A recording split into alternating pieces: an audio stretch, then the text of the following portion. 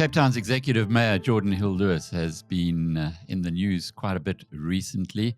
There's good news. In fact, it's just about everything is good news at the moment as far as the young mayor of the mother city is concerned. We're going to catch up with him, long overdue, on quite a few interesting developments. The moving across to the Democratic Alliance, his party, of the leaders of the major opposition parties, EFF, and the ANC, and Frans Cronje is warning that maybe they're Trojan Horses. That was a bit hectic, I thought, when I spoke with Frans, Jordan, about the moves of the leader, first of the ANC in the Cape Town Council, and I had a fascinating interview with him. He seems to be really focused on making a contribution, and I haven't yet managed to engage with the leader of the EFF, who's also joined the Democratic Alliance. But I thought it was room for celebration. Frans said, watch out. In politics, it's a dirty game. They could be Trojan horses. What's your assessment of that? I'm more optimistic. Good evening, Alec. It's really nice to join you again. I'm more optimistic than that. I think it's a cause for great encouragement that more and more people from across the political spectrum are realizing that the Democratic Alliance is the place to be if you care about really what's best for South Africa and how to fix this country and get it out of the doldrums, get it out of the deep, deep hole that it is in. And both of them, proactively came to the DA or approached us. And both of them said they really recognize that that's what's happening in Cape Town, that they can see the effort being made despite huge challenges, despite massive informality and all the things that we know are the big challenges. They see the effort being made. And that, I think, is reason for celebration. Of course, France's basic point that there's lots of kind of low integrity people in politics. That is undoubtedly true, and time will tell. But I think ultimately, if the DA is going to win, and we really must, if the GNU is showing anything, it's that we have to replace the ANC in South Africa if we are to fix this country. We have to add people to our cause. We have to attract more and more people, and to see that happening is encouraging. It's quite interesting, given the dangerous nature of politics. Just this week, we've had another political assassination, this time in the Western Cape. It doesn't happen as often here as it happens in KwaZulu-Natal, but that is concerning. It hardly ever happens here. And, it's very widespread in KwaZulu-Natal. I always say to my colleagues in KZN, it's a tough ask, frankly, to go into elected politics in KZN, where political assassinations are actually very common. I can't remember the number, but something like 90 odd political assassinations have happened in KZN over the last few years. In the Western Cape, it's been very rare, and that's why the murder that we saw in Stellenbosch a couple of nights ago is very alarming and upsetting. I really hope that's thoroughly investigated and whoever's responsible is arrested soon. Do you have any insight into what might have gone on there? And indeed, did you know the person who was murdered? I did know him. And we were colleagues together, and I met him a few times. I didn't know him very well, but all my colleagues who work with him tell me that he was doing a great job, that he was a wonderful colleague, and there's no immediate obvious explanation as to why this happened, and that has to be thoroughly investigated.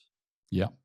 It's one of those things we can all speculate, and my goodness, there's enough on social media of speculation of what happened behind the murder. But the point of it, the fact is, it's dangerous to be in politics in South Africa, and that's why the moves of the leader of the ANC and the EFF in your city across to you was, I suppose, it caused so much circumspection, I'm sure, within their parties, but you have to wonder at the courage of these individuals.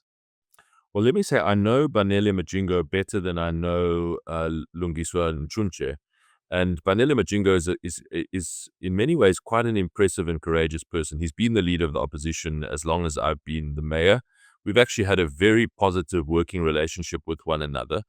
I've always found his questions in council to be incisive and better prepared than his colleagues, and he's always always shied away or veered away from political grandstanding, and has always chosen really the most constructive or positive contribution that he can make. So I've always actually been impressed with him, and I think he will add a lot of value and do good work in the DA.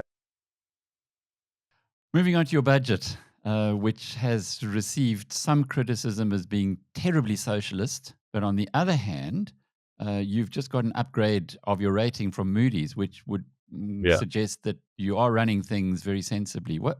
What's your take of the criticism that you're seeing, and how do you respond to it?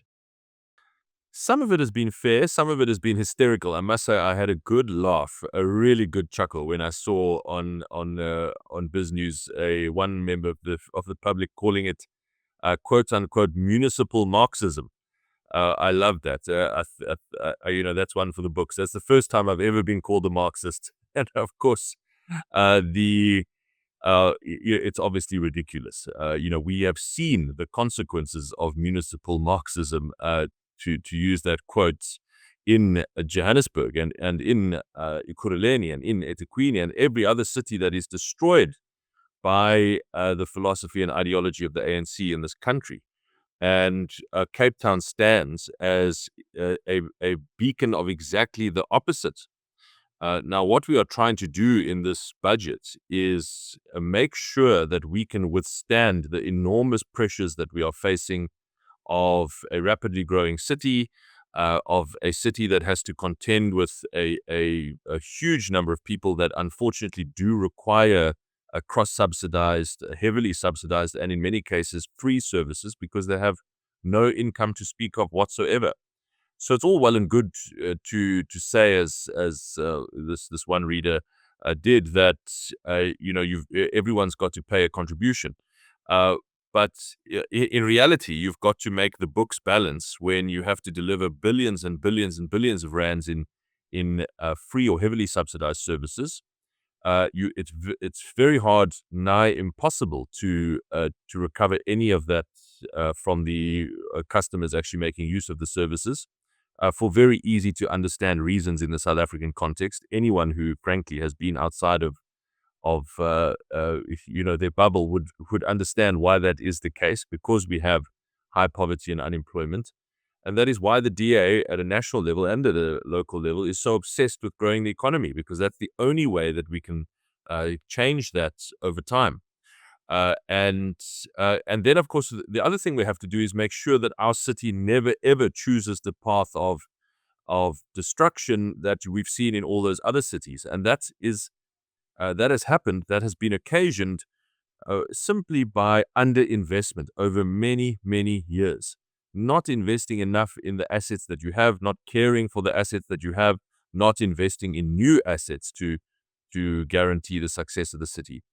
So the budget was certainly assertive and is ambitious. It sets up the city for infrastructural success. I think, as I've said, we can come as close as it is possible to offer some kind of guarantee that we will never, ever have the kind of infrastructural decay we've seen in other cities.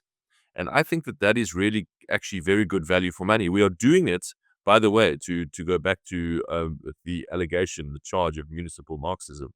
We're doing it at the lowest cost in South Africa. And people keep telling me, well, you can't compare to other cities. But of course we can. Because in those places where that philosophy has actually been implemented, they have taxed their residents to death and have delivered nothing in return for that. Here we are actually delivering a successful, functional, thriving government. We'll get to the Moody's upgrade in a couple of minutes.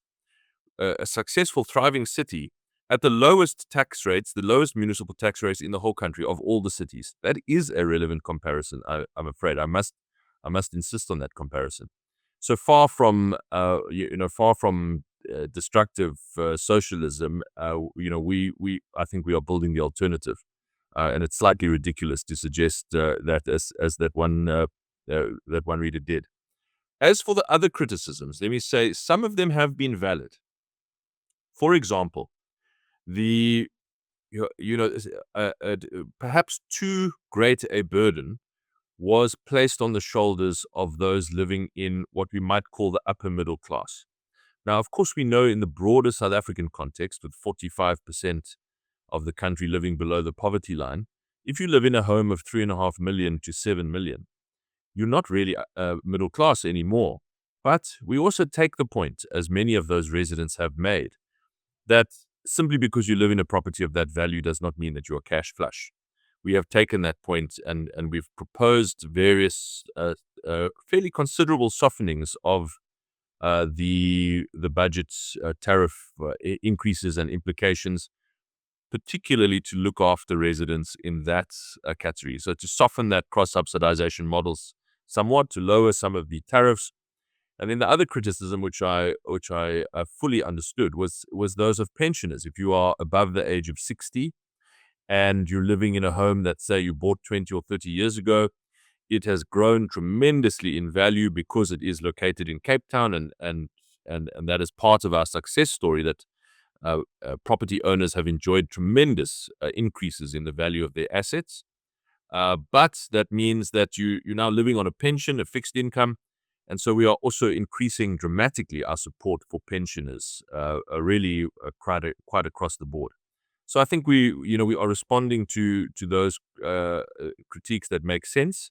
And I will also respond in writing to the gentleman who wrote into your site to maybe put some pepper on the gloves a bit for those with slightly more ridiculous criticisms. It is interesting, and I really do want to talk a bit more about Moody's in a moment, but the Western Cape has been attracting so many people from other parts of the country. The semigration, I don't know if you are aware of the latest figures, but the numbers that Alan Winde gave us a couple of years ago was over 100,000 people that were coming, that were full on semigrating, not just guys looking for a job, any job, but bringing their skills, bringing their wealth, and relocating primarily to Cape Town, which Yes. is a lovely idea. But it also might suggest that you could become a victim of your own success, because Definitely. how do you grow the services for this huge influx? No, definitely. I mean that we are already in that position where the strain on the city's infrastructure is immense. If we use Alan's numbers, and I agree that Alan's numbers are probably even too conservative now. We've had a massive wave of semigration in the last 2 years in particular, probably faster than ever.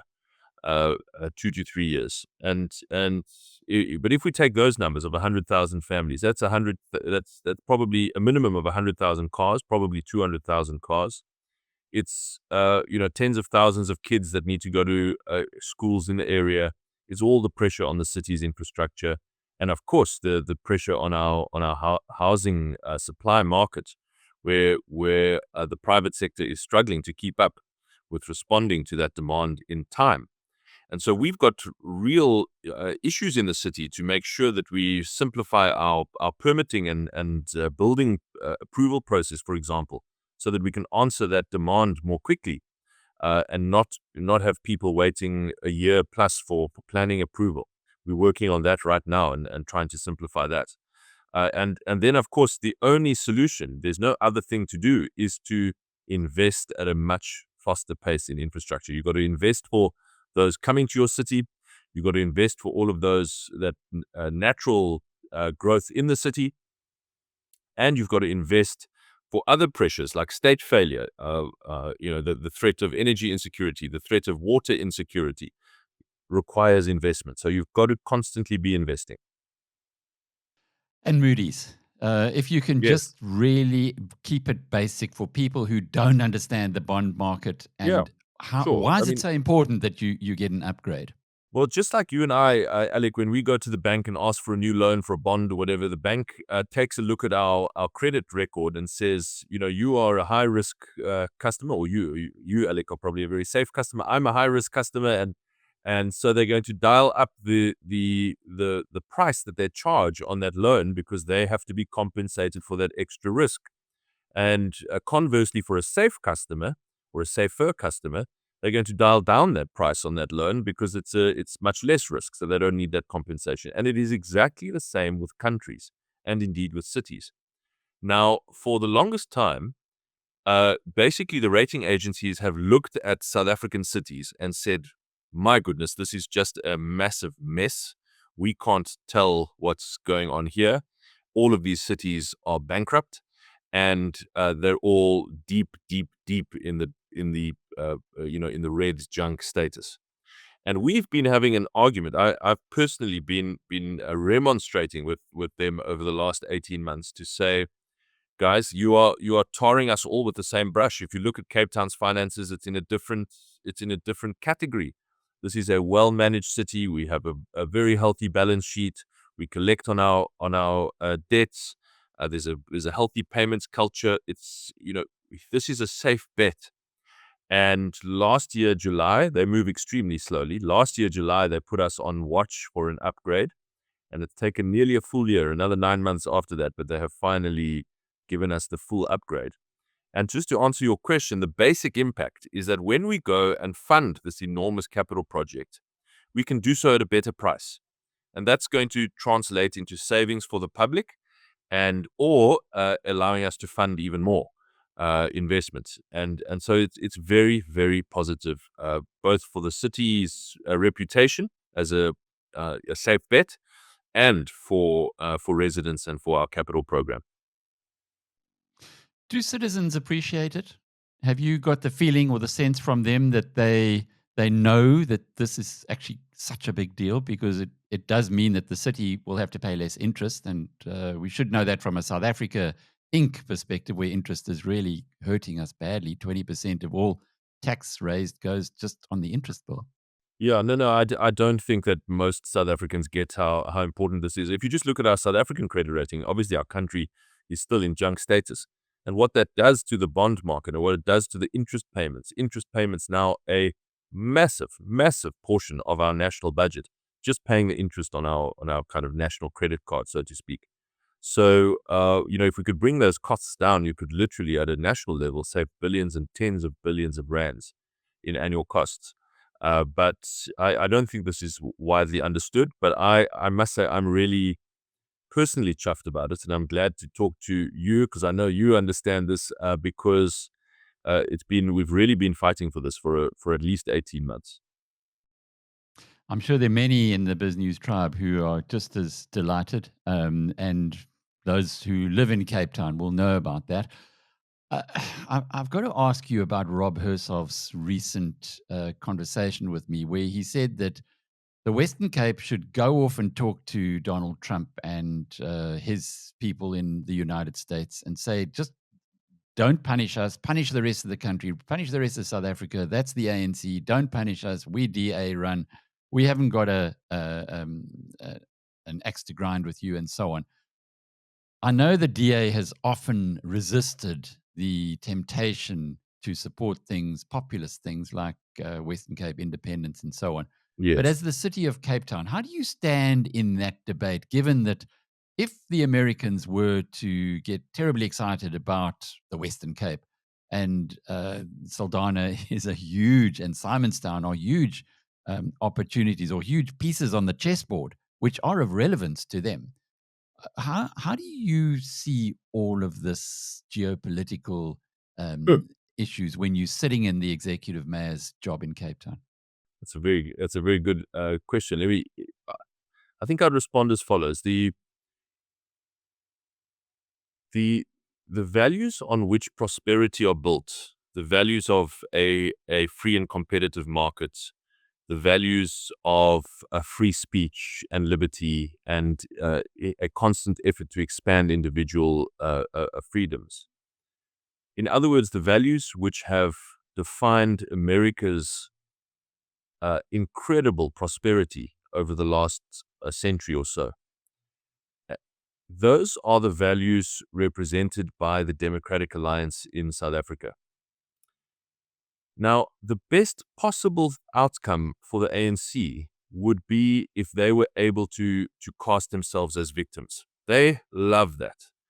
if you just think about how they associate with all of those kind of, their close association with the kind of Cuban cause in inverted commas, and how they position themselves as victims of American dominance, and take no responsibility for the absolute demolition job that left wing and socialist ideology has done to that country. So the best possible outcome for the ANC is if they were placed in a position where they could paint themselves as victims, without any regard to the consequences of the country, because that's always last on the ANC's mind. It's all about how they can position themselves. And so I don't think that Donald Trump's victimization and targeting of South Africa helps actually to advance the values of the same values which have generated so much prosperity and success in the United States of America. If he's interested in supporting those values and seeing those values come to the fore and come to the surface in South Africa, then he should not so easily place the ANC in a position where they are able to, say, well, we can't take any responsibility for the disaster in South Africa because we're a victim of that scapegoat again. So I just offer that as a word of caution. As for engaging with them directly, I've got no objection to that. I mean, we must, I've always said we must fight for the interests of Cape Town and the Cape Town business community, and more broadly, the Western Cape business community and agricultural community. And most importantly, we must fight for the interests of Western Cape workers and people who are still to be workers, unemployed people who are desperately looking for a job. And so if we can engage in a constructive way to cool down temperatures and perhaps stop the vindictive tweets about South Africa, then I think that we can really have a positive impact. I'll give you one practical example of why this is important and why I wouldn't hesitate to engage. It's always better to engage. We've got a hotel developer right here in the city who has pushed pause on a R1 billion hotel development, a brand new R1 billion hotel in the city. He's pushed pause on that development because he said there is just too much instability around South Africa coming from our relationship with the United States, and he is banking on that hotel being filled with American tourists in the main, and so there's real world consequences to these things, and job consequences for many people who desperately need them. So I wouldn't hesitate to engage. Geordin, what about and I know it's not directly related to you, given that the Port of Cape Town is still under somebody else's control, but what about the impact on the Port of Cape Town of South Africa losing out on AGOA, for instance, and the Western Cape farmers there? Is there any way that you could get a free pass, or get Cape Town get a free pass from whatever might happen there? I know you're very innovative, and we've spoken a lot about, and I want to finish off when we talk a bit more about load shedding and what you're doing on electricity. But and people forget that you've been ahead of your time on so many things. But how about that as an option? I certainly would not rule it out, because I think the consequences would be dire of losing that access, and particularly for one of the most job-intensive industries in the Western Cape, and that's agriculture. So it would be devastating for precisely the people that need the most protection and support in our fragile economy. So I would say we should absolutely not rule that out. We should explore every opportunity to carve out some kind of a free pass or whatever is possible. And I'm sure you've been following the progress that we've made on trying to get the port privatized out of the dead hands of the state, and into private management hands. And we've recently had some success, again, through the relentless pressure over the last couple of years. When Transnet originally went out on the Durban harbor, it was not their intention to do Cape Town at all. And just by sheer pressure and force of will, we have got them to include Cape Town now in the latest call for proposals. So hopefully we can get that harbour out of the dead hands of the state and get it working properly so that businesses, ultimately businesses, and particularly agricultural businesses in the province can grow. I've spoken to many farmers who said that their businesses could and should be 30% larger if it wasn't for the performance of our or the underperformance of our port. Yeah, the break on prosperity through incompetence and poor management or poor decisions. Electricity, I have to come back to that because your original 2021, your campaign promise about getting the Western Cape or getting Cape Town load shedding free. Now it's not load shedding so much anymore, but I guess it's cost. It's the way that Eskom pricing just seems to go through the roof continuously. That's right. That's exactly right. I think the whole debate is shifting to pricing, and that's why we're continuing with our program of purchasing 500 megawatts on the private market from independent power producers. I can tell you all of the megawatts, literally all of them that we have purchased are cheaper than Eskom's. And arguably more reliable. So it's a no-brainer. So we're going to finish this first program of 500 megawatts of procurement. I've already started to say to the team, to my mind, it's an absolute no-brainer that we should ramp it up significantly from then and try to actively reduce our reliance on Eskom power over time, even if it becomes more available. So that we can pass on the price savings over time to our customers and our residents. So that still remains absolutely our target and goal. So when you go into your secret place and you start thinking about the future and you apply the Elon Musk first principles approach, what is the first principle for Geordin Hill-Lewis right now as the mayor of Cape Town when you look ahead and the next couple of years that you're definitely going to be in that job? What is it that you want to leave with, if you leave, that is, and don't decide on another term? No, that is an excellent question, and I can answer it immediately. I want to leave the city knowing with absolute peace of mind and with reasonable guarantee that the city will never be one of those other South African cities that sees only decay and destruction and collapse. That we have done all the things that we can possibly do to ensure that in 10 years' time, in 20 years' time, when my children have got children, that this will still be a successful city because of the things that we are doing now.